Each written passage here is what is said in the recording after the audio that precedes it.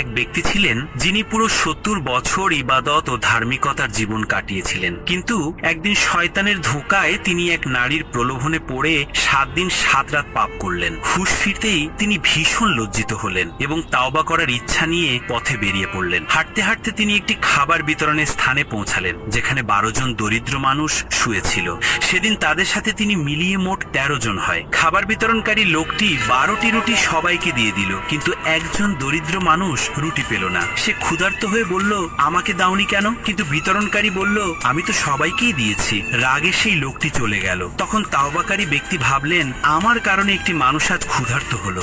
নিজেও ক্ষুধার্ত থাকা অবস্থায় তিনি নিজের রুটিটি সেই দরিদ্র লোকটিকে দিয়ে দিলেন। সারা রাত না খেয়ে তিনি কষ্টে থাকলেন, আর ক্ষুধার মধ্যেই পরদিন সকালে তার মৃত্যু হলো।